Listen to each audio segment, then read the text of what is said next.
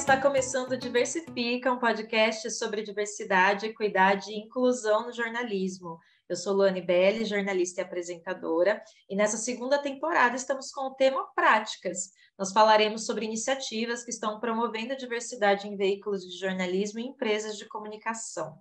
Eu estou muito feliz com a conversa de hoje. A convidada é alguém que a gente admira muito aqui no Portal dos Jornalistas, por causa de um trabalho fantástico e respeitadíssimo no jornalismo independente brasileiro. Estou falando de Elaíse Farias, jornalista, que é uma das fundadoras da agência de jornalismo Amazônia Real. Elaíse, obrigada por estar aqui com a gente e por ter topado essa conversa. Obrigada, Luana. Estamos aqui para a gente conversar sobre jornalismo de Amazônia e diversidade. Perfeito. Para a gente começar esse bate-papo, eu gostaria que você contasse um pouco da trajetória da Amazônia Real e as motivações por trás desse início. Tá certo. Então, a Amazônia Real é uma agência de jornalismo, né, que tem sede aqui em Manaus e atua em toda a região amazônica, né? Nós temos repórteres na Amazônia Legal, a gente tem repórter em todos os estados, ou então, com exceção de Tocantins, mas a gente cobre Tocantins remotamente, mas a sede é aqui, mas a gente tem repórter em Roraima, Rondônia, Acre, Mato Grosso, eventualmente também Mato Grosso do Sul, embora não faça parte dessa geopolítica conhecida como Amazônia Legal, né? No Pará, uma parte do Maranhão, que uma parte do Maranhão também é Amazônia, né? Amazônia Legal, Amapá e Tocantins. Então, a Amazônia Real foi criada em 2013, por mim pela Cátia Brasil, né, e por outra jornalista que posteriormente saiu, que foi Elias Albuquerque, e a partir de então ela vem sendo tocada, né, por mim pela Cátia, com uma equipe guerreira e está comprometida desde então, né, ou seja, vai fazer 10 anos, né, uma tamanha longevidade. A gente, naquela época, quando a gente fundou a Amazônia Real, acho que a gente nem pensava, né, que ia chegar a tanto tempo, né, porque na época, quando a gente criou, foi aquela coisa, são duas doidas, né? Três malucas criando jornalismo, um site de jornalismo, e além do mais, a gente não tinha perspectiva naquele momento nem de financiamento, né? A Amazônia Real já começou, a gente não queria começar nada assim amador, assim, tipo um blog. Já começamos inscrita nos órgãos competentes, com CNPJ, criada formalmente. O que a gente não tinha na época era financiamento, mas nós tínhamos muita coragem, um espírito mesmo, até de loucura mesmo, embora as pessoas chamassem a gente dessa forma, talvez de forma mais estigmatizada, né? E a gente criou, naquele momento, um site que a gente nem imaginava a dimensão que ele iria ter até hoje, né? Em vários sentidos, como referência no jornalismo. Então, isso realmente exige muita coragem e desprendimento também. E naquele momento, quando a gente fundou a Amazônia Real, a gente queria, na verdade, trazer para um outro canal, para um outro veículo, um outro espaço, né, do jornalismo, o que a gente muitas vezes não podíamos fazer, onde nós não podíamos fazer no jornalismo por onde passamos, né? A Cátia, por exemplo, foi correspondente do estado da Folha de São Paulo. Eu havia sido, até então, era repórter especial de um jornal de Manaus, que é o jornal A Crítica, e teve uma motivação pragmática, é verdade, porque nós havíamos sido demitidas, né, dos nossos empregos. Uns meses antes de maio, eu fui demitida no final de março, acho que a Cátia foi demitida logo depois, naquele ano foi um ano que estava tendo passaralho, que acho que as pessoas sabem o que é, né? Aquelas demissões coletivas em várias redações do Brasil, e era muito forte aqui em Manaus também. Eu fui demitida num desses passaralhos que teve aqui, e eu fiquei quando eu fui demitida, fiquei desempregada, lógico, né? E eu fui fazer freela, fazer um trabalho aqui, outro ali, e quando surgiu a ideia de criar a Amazônia Real. Naquele momento a gente não tinha um nome, né? O nome Amazônia Real veio depois, a gente fez até uma votação, né, para ver que nome ia ser, toda uma discussão coletiva de 3 pessoas, né? Eu, a Cátia e a Elias, naquele momento. E claro que a gente teve muito apoio de pessoas próximas a nós, sobretudo família e amigos, né? Amigos que fizeram um trabalho para a gente voluntariamente. Por exemplo, aquela logo linda que a Amazônia Real tem é de uma grande jornalista amiga minha, amiga nossa, que é a Wilza Freire. Ela deu para a gente, doou aquela logo, nunca nos cobrou, né? E o Alberto César Araújo, fotógrafo, ele cedeu o acervo dele de fotografia, porque a gente não tinha a fotografia, inclusive uma fotografia de gaveta, né, para ilustrar alguma matéria sobre determinado assunto que a gente cobria.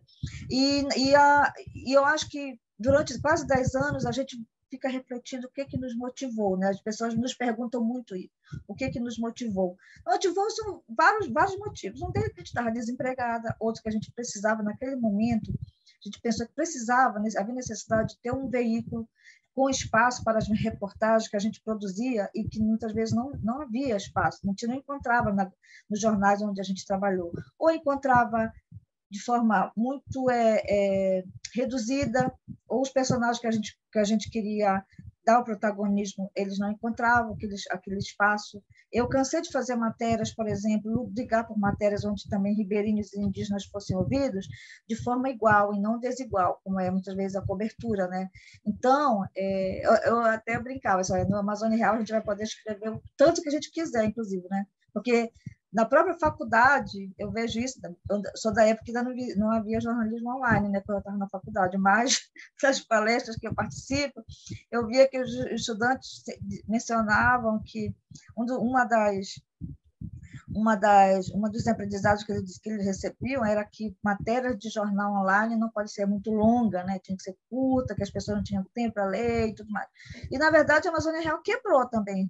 Tem outros veículos que também têm esses textos longos, eu chamo de jornalismo denso, de profundidade, e também é um registro, não é só um jornalismo, é um registro histórico que a gente está colocando. Então, a Amazônia Real já começou com os textões mesmo, né? Se você olhar, são textos imensos. Claro que não é só textão, tem textos mais curtinhos, né? Matérias mais factuaisinhas, assim. Mas a maior parte das matérias da Amazônia Real são longas, são extensas, muito profunda, e não é para ser lida muito rápido mesmo, muitas vezes, é para ser lida, relida, para ler anos depois até, servir de fonte para pesquisa, fonte para tomada de decisões, fonte para ações do Ministério Público, como muitas matérias da Amazônia Real já provocaram medidas nesse sentido, ações judiciais, né, do Ministério Público, de denúncia na Justiça, serve também de fonte para trabalhos acadêmicos, né? Isso é muito relevante. Então, naquele momento, quando isso que nos motivou, encontrar um canal, né? Propor um canal onde a gente falasse sobre populações que raramente teriam voz, que falariam dessa forma, como protagonista daquela narrativa, elas que falam primeiro. Então, é isso, né? Em 10 anos, claro que muita coisa mudou, a gente já teve muitos aprendizados, já alterou muitas das nossas ideias, propostas, até mesmo a nossa forma de escrever, nossa forma de conceituar certos termos. Então, e é isso que a gente trabalha, né? Independente de ser um jornalismo regional ou local, que muitas vezes até é menosprezado, né? Quando se fala de jornalismo na Amazônia, geralmente é jornalismo local, jornalismo regional no máximo.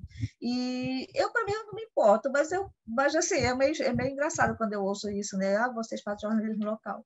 Bom, para mim, jornalismo local tem uma perspectiva muito ampla, de impacto mais global, muito mais significativo, às vezes, até do que um jornalismo da imprensa, assim, de abrangência nacional, né? Então, isso que é muito interessante, a Amazônia Real sempre teve um posicionamento muito claro de fazer jornalismo para dar visibilidade a essas populações excluídas e marginalizadas, que estão na região e que têm pouco foco assim, nas pautas que são mais predominantes na mídia, né? Na chamada grande imprensa. E para fazer tudo isso hoje, né? Depois desses 10 anos aí que você falou de existência da Amazônia Real, com toda essa bela trajetória, como que está a equipe de vocês hoje, né? Dessa estrutura e como a diversidade faz parte de tudo isso? Bom, a Amazônia Real começou só eu e a Kátia, né? A gente que fazia a matéria, era só eu, a Kátia e o Alberto César, que era o fotógrafo, que continua até hoje, ele é o nosso editor de fotografia. Então, a gente era tudo, né? A gente cuidava da parte administrativa, a parte burocrática e do conteúdo, né? Então, era só eu e ela, Kátia, negra, eu, de origem indígena. Então, na verdade, Luana, eu nunca pensei nessa questão de diversidade naquele momento, Para mim, isso nem passava. Diversidade, para mim, é um termo que está muito hoje, né? Que eu acho muito pela própria pressão da sociedade, aí foi se adotando esse termo diversidade. Eu acho um termo, eu não gosto, para ser bem sincero, porque eu faço a crítica, porque parece assim, como diz algumas iniciativas, caixinha da diversidade, né? Só para dizer que tem um negro, um indígena, cria umas vagas aqui, outra ali. Eu acho que meio que está muito forçado hoje em dia, porque senão, depois eu explico por que eu acho isso, que não basta criar vaga, por exemplo, para negro ou indígena, numa redação de jornal, ou numa... A gente está falando de jornalismo aqui, né? Ou então num projeto de grande reportagem. Então, a Amazônia... Agora, voltando a falar da Amazônia Real, quando naquele momento a gente só tinha gente, né? Eu e a Cátia, porque não tinha nem financiamento, a gente era do nosso recurso pessoal que a gente bancava a Amazônia Real, né? Depois de quase um ano, que a gente começou a receber financiamento da Fundação Ford, que a gente apresentou um projeto para eles analisarem, não foi assim fácil, né? Eles analisaram a nossa proposta, a gente não tinha nem experiência em produção de projeto, a gente aprendeu tudo meio que de forma sozinha, autodidata, com apoio de algumas pessoas que nos ajudaram em elaboração de projeto, mas voluntário, né? A gente, como diz o pessoal, era tudo mato, né? Na verdade, a gente aprendeu sozinho, e a Fundação Ford, depois de uma análise, depois de 6 meses de analisando, foi nossa primeira parceira, nos enviou uma doação, né, um financiamento, e a partir dali a gente conseguiu manter a Amazônia Real, a gente conseguiu alugar um pequeno escritório, até para pagar nossos salários, porque a gente trabalhava sozinho, sem nada, a gente não recebia nada, né? Era só nós mesmo trabalhando, a Cátia da indenização dela, eu já estava fazendo outros freelas para outros veículos, apoio de amigo, apoio de família. Aí a gente começou a contratar um repórter, sempre a gente trabalha até hoje com bolsas de reportagem, a gente paga um valor X por grande reportagem, grandes, pequenas, médias, e as matérias da Amazônia Real têm essa característica de ser matérias muito longas, né, profundas, então a gente paga de forma muito justa, inclusive, né? E interessante que naqueles momentos, quando a gente chamou as pessoas para trabalhar com a gente, geralmente eram mulheres e homens, mas a gente só foi atentar para essa questão de espaço para diversidade de gênero, de racial, interétnico, com o passar dos anos, né? Assim, 1 ano, 2 anos, né? Mas é engraçado, se você olhar, a maioria das repórteres são mulheres, né? Todos os lugares que eu participo, seja painéis, palestras, sempre tem mulher ali, né? E a Amazônia Real sempre foi, desde o início,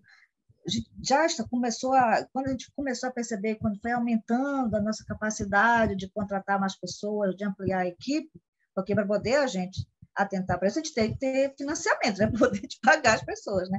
Então, a gente começou a observar e executar, implementar a equidade, a prática da equidade, ou seja, mulheres, homens, a gente gostaria de chamar mais negro, mas às vezes a gente não consegue tanto, às vezes até porque a população da Amazônia Negra não é tão forte, ou então não é tão presente, eu não estou querendo dizer que não tenha, mas tem. A gente quer trazer mais indígenas para trabalhar com a gente. Às vezes a gente encontra uma certa dificuldade, porque ainda há realmente uma lacuna na nossa profissão, de pessoas com formação de jornalismo, por exemplo, ou qualquer outra formação. Por exemplo, na Amazônia Real a gente não existe que seja jornalista para trabalhar com a gente. A gente tem antropólogos, a gente tem sociólogos, pessoas de outras profissões, mas que têm experiência grande na reportagem, ou então que passam a ter experiência na reportagem. Então, com o tempo, a gente começou a adotar alguns protocolos também de equidade, já observando a importância da diversidade, né? Por exemplo, algumas reportagens, a gente só manda homem e mulher. Algumas outras reportagens só vai mulher mesmo, 2 mulheres. Eu fui numa reportagem, eu lembro que foi eu e uma fotógrafa. A gente observou lá o quanto foi importante das mulheres naquela reportagem, porque a gente abordou, sobretudo, nossos personagens foram mulheres e elas ficavam muito mais abertas até, né, para ser ouvidas por 2 mulheres. Às vezes as pessoas não observam isso, mas isso no meu trabalho na Amazônia Real foi observando. Tanto que quando eu participo de palestras ou converso com estudantes, eu digo, na Amazônia Real eu aprendi muita coisa, incluindo jornalismo, né? A gente rompeu alguns conceitos, muitos conceitos do que a gente aprende no jornalismo, seja na faculdade, seja nos manuais das grandes redações, Manual Folha, Manual Estadão, a gente rompeu, a gente rompe com muita coisa. Essa prática de distanciamento, imparcialidade, isso não existe, né? No jornalismo não existe parcialidade. Como falou um jornalista no evento, no prêmio da Vladimir Herzog, que eu falei, que a gente participou no mês de outubro, ele disse, né, que ser imparcial também é ser parcial, né? Você está tomando um posicionamento, né? Então, o próprio ato de prática do distanciamento também eu já derrubei isso. A gente tem que romper com vários conceitos etnocêntricos, de jornalismo do que nos ensina, que são referências do jornalismo brasileiro, como o jornalismo dos grandes jornais do Sudeste e do Sul. A gente tem que romper com conceitos eurocêntricos, até mesmo do jornalismo americano, que geralmente é referência, né, mundial. Então, e isso também passa pela isso, e quando eu falo tudo isso, por que eu estou falando de coisas às vezes tão abstratas? Porque também isso é uma forma de diversidade. A diversidade não está apenas na presença de profissionais atuando numa redação, como homem, mulher, negro. A diversidade também está, no caso da Amazônia Real, está também na forma como a gente trabalha, as pessoas que a gente ouve. Por exemplo, isso faz parte, inclusive, até do nosso protocolo, do nosso manual que a gente está formulando, está finalizando. Se a gente vai numa comunidade quilombola, indígena, seja lá qual for, vamos ouvir homens e mulheres. Por que está ouvindo só homem? A gente fala isso para os repórteres. Essa matéria só tem um homem. Essa matéria sobre ciência tem um homem falando. Por que vocês não ouviram mulheres? Vamos ouvir mulheres também. Muitas vezes as mulheres não querem falar, às vezes a gente conta uma dificuldade, mas a gente insiste. Tem que ter espaço. A gente quer ouvir um assunto sobre Covid, sei lá, dou aqui um exemplo aleatório. Vamos ouvir homens e mulheres, mas não ouvir só homens e mulheres, ouvir negros também. Não vamos ouvir pessoas negras apenas na época do dia 20 de novembro, na Dia da Consciência Negra, porque é isso que costuma fazer, né? Quando vai ouvir negro, só no Dia da Consciência Negra, ou seja, o negro só pode falar sobre si mesmo, é como se não pudesse falar sobre outras áreas. Então, a gente sempre coloca os nossos protocolos, nossas formas de entrevistar e ouvir as pessoas dessa forma. Inclusive, isso até eu observo, sem querer falsa modéstia, eu observo que muitas outras mídias também adotaram essa prática. Eu lembro que uma vez eu estava conversando com um jornalista amigo nosso, aí eu percebi que na equipe dele, era uma equipe de jornalistas, só tinha homem. Isso, para completar, só tinha homem branco. Aí eu perguntei, só tem homem na equipe de vocês? E só tem branco. Eu acho que, às vezes, os colegas nem observam isso, nem percebem isso. Eu acho que estão percebendo nos últimos anos a importância disso. Não é questão de ser cota, dar espaço, não. Isso aí é uma política afirmativa do jornalismo, é uma política justa, que é preciso dar espaço para essas pessoas. Né? Então, e qualquer iniciativa que a gente trabalha, não só na Amazônia Real, mas também com parceiros nossos, parceiros de conteúdo, por exemplo, com o Reload, que é aquele conteúdo, aquela iniciativa de produção de jornalismo diferente que tem nas redes sociais, ou qualquer outro parceiro, a gente pergunta, cadê os homens, cadê as mulheres? Por que coloca só mulher, esse tema aqui, por que está só o homem branco falando se é sobre questão indígena, por que não coloca o indígena para falar? Então, e isso está mudando também. E eu observo que isso e várias mídias estão adotando essa prática, e às vezes até em excesso, né? Porque também não basta adotar essa prática, tem que ver como que vai ser adotada, né? Que é isso que eu observo, que é preciso também levar em consideração. Não sei se eu falei. Você falou Não, perfeito. Me parece, você citou isso, né? De como hoje a diversidade ela é muito forçada e vendo essa experiência que você trouxe, né? De vocês, do jornalismo independente, parece que o jornalismo independente ele traz essa diversidade de uma forma muito mais natural, né, Laís? E talvez por ser também formado por pessoas que querem fugir um pouco do que está sendo feito tradicionalmente. Você sente isso? No caso da gente, o nosso trabalho em relação aos demais, como assim? Sim, também. Por exemplo, você acha que para o jornalismo independente é mais natural ter a diversidade desde o seu DNA, né, desde o seu início? ou não? Não sei, eu não sei, eu não posso te falar se é.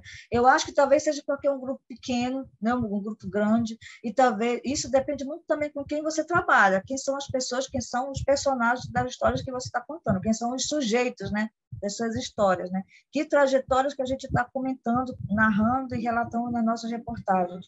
E no caso da Amazônia Real, não tinha nem como a gente deixar de falar sobre esse termo diversidade, que eu espero que um dia acabe, né? Que não seja mais necessário nem ser adotado esse termo, que seja algo tão comum e normal que não seja mais preciso isso.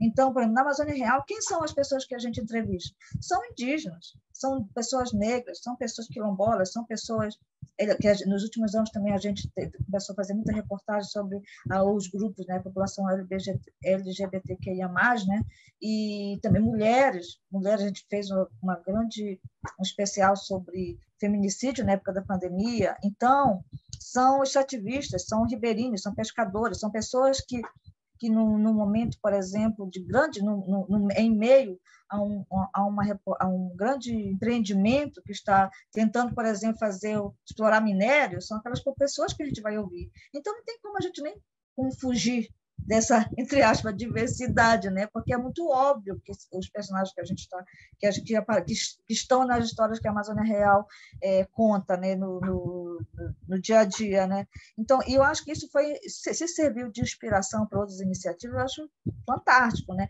Embora isso não seja pioneiro nosso, eu acho que outras iniciativas também, talvez até que também surgiram junto com a gente, também tenha essa proposta, essa prática. O que eu percebia muito, sim, é que havia muito homem, muita gente, muito homem. O que eu percebo nos últimos anos é que mais mulheres estão tomando espaço, e eu acho mais mais pessoas diversas racialmente, né, etnicamente, tem mais indígena, mais pessoas negras. Eu só espero que elas não estejam ali apenas para compor uma fotografia, um expediente, para dizer que tem uma pessoa negra. Eu espero que realmente essas pessoas tenham um espaço de protagonismo, onde ela tem um espaço igual em relação aos outros colegas, porque o meu receio, muitas vezes, quando se fala de diversidade, é como que essas pessoas estão trabalhando, como que elas estão sendo acompanhadas. Porque eu sempre falo, gente, sempre para levar indígena num grande evento para dizer que levou indígena, só para sair na foto, não adianta. Não adianta só chamar, por exemplo, um grande evento, como aconteceu, não vou dizer qual é, né?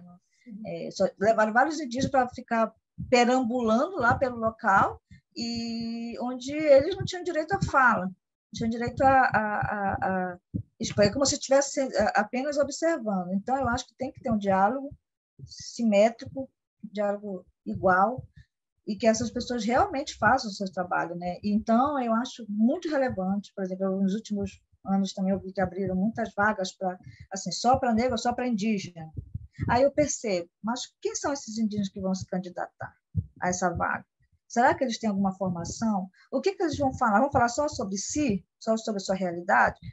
Indígena tem conhecimento universal também, pode falar sobre outros assuntos, que não tem nada a ver com questão indígena, se ele quiser. Se ele quiser falar sobre crise na Ucrânia, pode falar.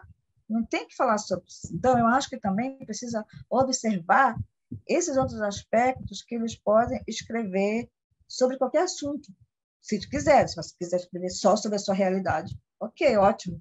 Então, eu acho que precisa ter uma abertura, justamente para não ficar nessas coisinhas de diversidade, né? Aqui tem negro, aqui tem índio, aqui tem mulher, aqui tem... vai falar só sobre eles. Chamam eles só para falar sobre isso. Não, a gente pode falar sobre qualquer assunto, sobre cinema europeu, dando um exemplo aqui, né?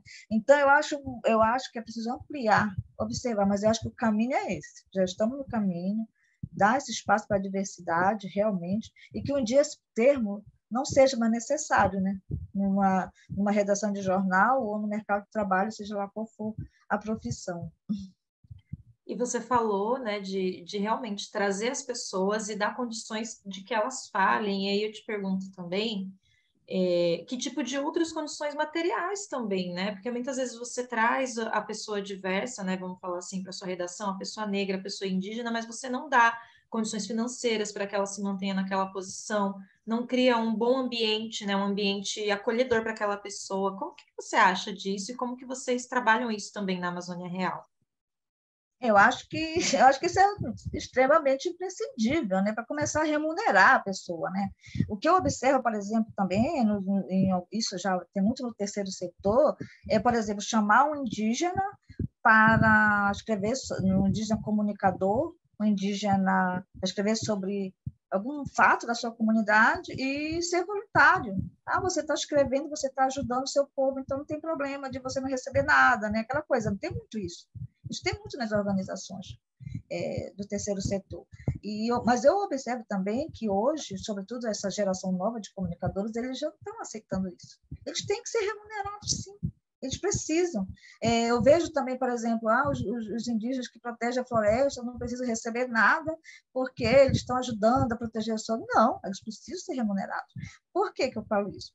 A gente tem, por exemplo, na Amazônia Real, um projeto chamado blog O Jovem Cidadão. Já não sei se você conhece. Está lá no site da Amazônia Real, está lá no final. A gente contou com ele, é coordenado pela CAT Brasil, e foi um projeto que a gente recebeu um financiamento, e parte desse valor era para pagar o editor, mas, sobretudo, para pagar os comunicadores indígenas. Esses comunicadores indígenas, que a gente chama, são pessoas que não têm formação em jornalismo, mas são pessoas muito talentosas para escrever ou para relatar a sua realidade. E eles são, na verdade, o resultado de 2 oficinas que a gente realizou em 2018 e 2019, oficina de comunicação. Em 2018 foi só para jovens mulheres indígenas, em 2019 foi só para jovens homens indígenas, para rapazes. Em 2020 a gente ia fazer para quilombolas, mas por conta da pandemia a gente não teve que fazer mais nada. A gente está começando a retomar agora, 2009 e 2022, e esperamos que 2023 se normalize, né? Que essa pandemia seja, pelo menos, bastante aliviada, né? Ela acabe, pelo menos acabe, mas também, se não acabar, ela reduz nossos riscos e ameaças de trazer pessoas para participações presencialmente. Bom, aí a gente realizou essas oficinas, e foi uma demanda de um próprio indígena, disse, sim, mas como é que vai fazer agora? O que vai fazer agora? Aí foi quando a gente propôs um projeto e criou o Jovem Cidadão, a gente chama Jovem Cidadão, né, blog. Está parado porque a gente está em busca de mais financiamento para retomar. Mas quem são esses jovens? Eles escrevem de suas aldeias. Quando eles não podiam escrever, eles relatavam e a gente fazia o texto. No caso, a editora, né? A Kátia e a Ides, que acompanham. Para fazer isso, eles recebiam um valor. Recebiam R$1.000 por texto. Aí alguém vai dizer, mas indígena com dinheiro? Não, eles precisam receber. Primeiro que eles param tudo, eles param de ir para a roça, param de caçar, param de fazer qualquer trabalho interno para se dedicar a uma outra atividade. É uma questão de justiça, você está valorizando, inclusive, o trabalho da pessoa. Isso eu estou dando um exemplo. Imagine para quem está escrevendo uma redação, seja para um grande jornal ou seja para uma mídia independente. Ela precisa receber, ser remunerado. E não só remunerado, como ter as condições para fazer um bom trabalho. Condições físicas, condições emocionais, de saúde mental. Na Amazônia Real, a gente tem muito protocolo, né? A gente tem muito cuidado com a nossa equipe. Na época da pandemia, por exemplo, a gente incluía nos projetos, quando os repórteres começaram a poder viajar, a gente tinha que, era obrigatório fazer exame de Covid na ida e na volta. A gente incluía no pagamento, né, na logística, o EPI. Nenhum repórter ia viajar, você deslocava até mesmo aqui perto, assim, sem máscara. Isso é óbvio, né? Tinha que ir com máscara, né? Mas então a gente tinha muito cuidado, a gente fazia um seguro-saúde também, seguro-viagem. Então, para nenhum repórter, e mesmo assim teve repórter que ficou doente, né? Agora, mas isso aí é independente da condição étnica e da diversidade, né?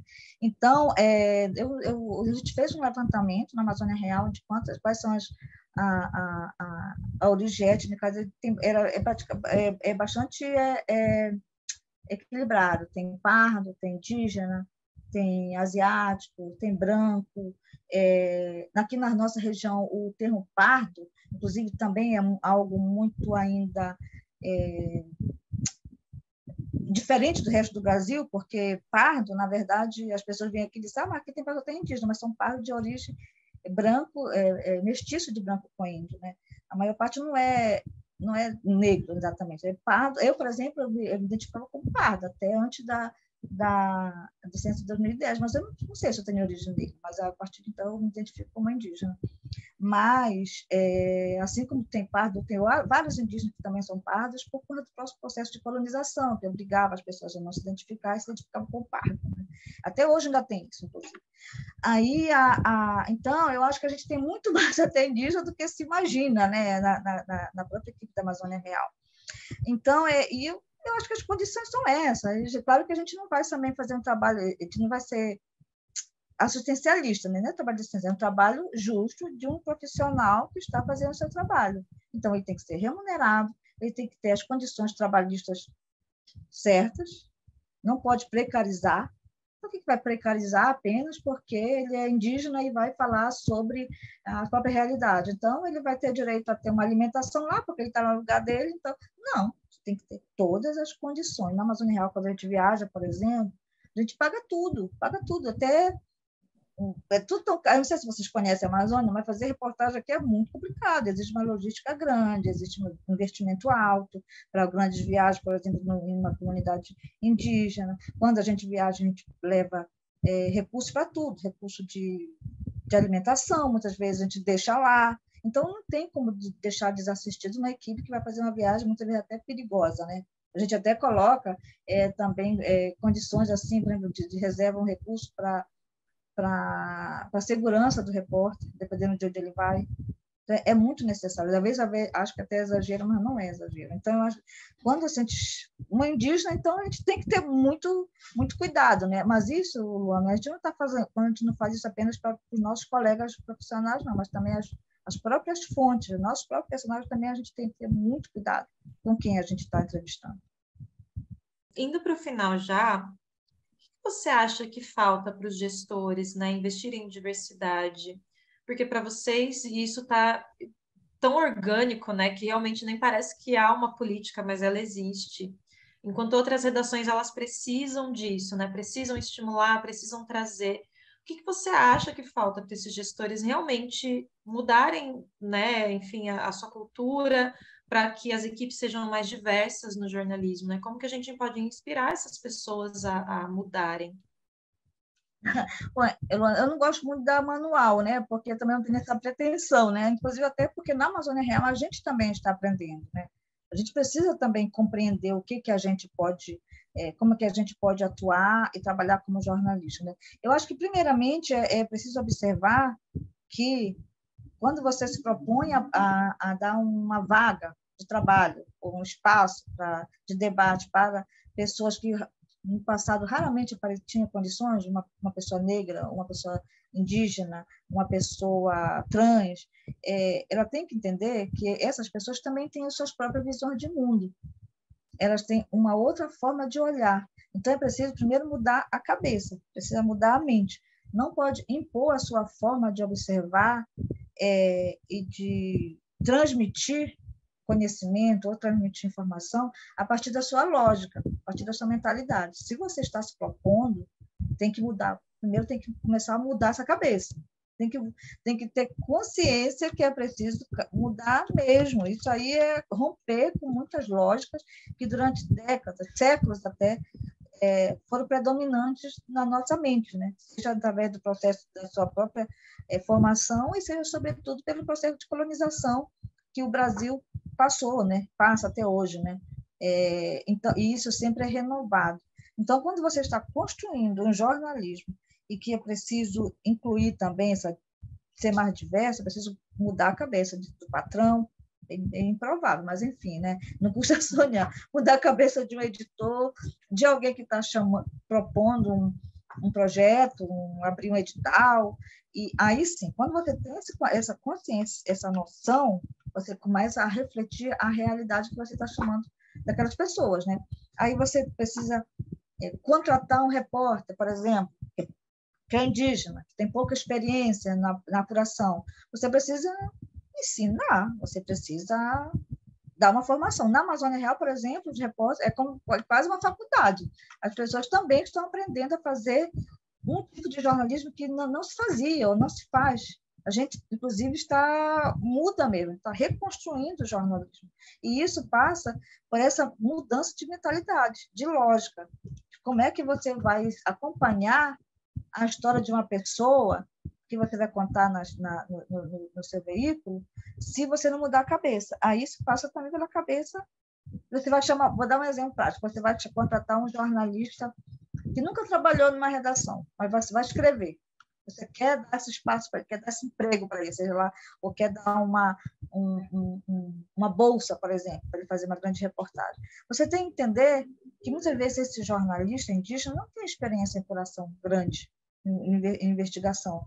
Então, por que você está abrindo para vaga? Então, você tem que entender a lógica desse indígena. O que ele quer falar? O que ele vai definir? Quem é que ele quer colocar, ouvir? Qual é a visão de mundo dele? Qual é a relação dele com a ancestralidade dele? Qual é o princípio que norteia a sua própria história de vida? Então, eu sei que isso parece meio viagem minha, né? Isso aí, inclusive, eu aprendo no dia a dia. Eu não tinha essa cabeça. Eu fui tendo justamente pela minha relação com essas pessoas.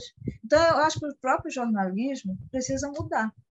Quando você chama uma pessoa para trabalhar com você, você não pode manter com aquela mesma lógica de jornalismo tradicional. Você precisa mudar o seu próprio ao redor, o próprio entorno da sua redaçãozinha, daquele grupo. Então, um jornalista que não tem experiência, não vai fazer matéria porque ele não consegue apurar direito, porque ele não consegue. Não, você tem que acompanhar mesmo, acompanhar tudo. Claro que você não vai ser uma espécie de, como é que é o termo? Babá, né? Você não vai ficar. Você tem que observar se aquela pessoa realmente tem esse potencial também, está interessada, né? Se vale a pena investir naquela pessoa. Mas é preciso mudar também. Eu acho que é um exercício de humildade também. Um exercício de mudança de cabeça, de lógica, mas é também um exercício de humildade, né? Então, agora, assim, isso não dá para tratar, empregar todas essas ideias que eu estou falando aqui em todas as redações. Você não vai fazer uma grande redação, que eu acho que hoje em dia até nem tanto tem grande redação, né? Está diminuindo mais, né? Por conta das reduções, né? Da própria equipe, diminuindo emissões e tudo mais. E você não vai adotar essa prática numa grande redação da mesma forma que você vai adotar numa redação menor, né? Então, eu acho que isso vale de cada editor, de cada dono de jornal, de cada diretor de uma grande mídia, como é que você precisa trabalhar isso. E eu acho que é um exercício permanente. Você precisa mudar e aprender o tempo todo, né? Na Amazônia Real, por exemplo, a gente está o tempo todo aprendendo. Eu estou assim, qual é o espaço permanente que tem que ter para essas pessoas com quem a gente trabalha, seja jornalista, seja repórter, seja personagem que a gente coloca nas nossas histórias, né? Então, acho que são características do jornalismo que elas vão sendo reformuladas, reinventadas, atualizadas, técnicas, métodos de comunicação que a gente pode aprender, colocar em prática, inspirado em novas visões de mundo, novas culturas, novas nacionalidades, novos povos. Então, eu acho que isso é tão importante porque a gente acaba aprendendo tanto também, né? Porque a gente acaba conhecendo outras realidades, né? Nossa, perfeito. Eu falei Te muito. ouvir é sempre muito, muito desafiador, assim, sabe? Traz muita coisa boa, muita coisa nova. Quero te agradecer, mas antes de encerrar, queria que você fizesse aí uma divulgação, né? Quem quiser entrar, Tá. que ainda não conhece, então, falar das redes sociais, do site, pode também divulgar o seu, enfim, da Amazônia Real. Fica à vontade. Se quiser apresentar algum novo projeto também, pode usar esse espaço como você quiser. Os projetos eu vou deixar no sigilo, né? Então, a Amazônia Real, né, tem um site, né, quem não conhece, que se chama amazoniareal.com.br, é muito fácil de entrar, né? E a gente tem as nossas reportagens são atualizadas mensalmente, ou semanalmente, às vezes diariamente. Na pandemia, a gente teve uma intensa cobertura, foi algo muito que até mudou a nossa forma de cobrir também, a gente reformulou muito dos nossos trabalhos, nosso tempo de publicação também, a gente publicava matéria todos os dias, praticamente foi algo muito, muito intenso que a gente fez, né? E a gente está voltando a fazer matérias de profundidade. Entre na Amazônia Real, lá tem as editorias de povos indígenas, questão agrária, meio ambiente, política, economia e cultura. A gente também tem um espaço chamado Especiais, onde estão todas as nossas grandes reportagens, que eu sugiro, que eu peço que as pessoas também entendam, entrem lá. Tenham paciência, leiam, não precisa ler logo, pode marcar para ler outro dia, e para entender a Amazônia. Eu acho que é importante. Eu acho que se fala muito de Amazônia, não tem todos os temas se fala de Amazônia, quando fala dessa forma tão genérica, né? Amazônia, meio ambiente, logo se leva para meio ambiente, floresta.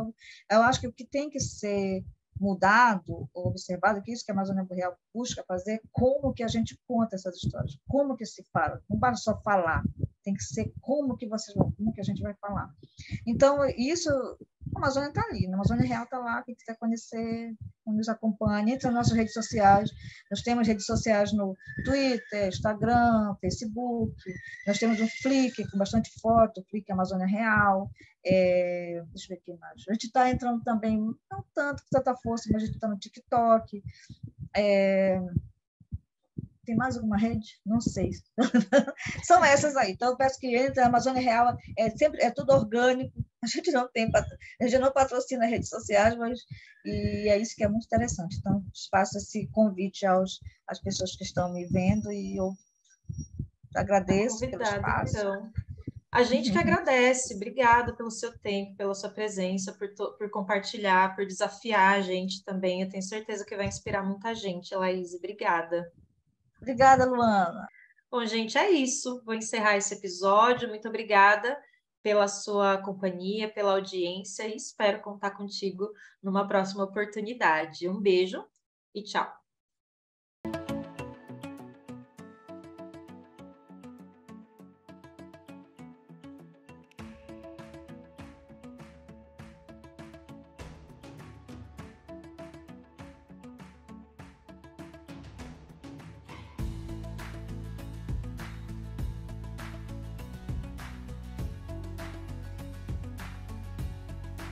Diversifica tem o selo da Rádio Guarda-Chuva. Jornalismo para quem gosta de ouvir.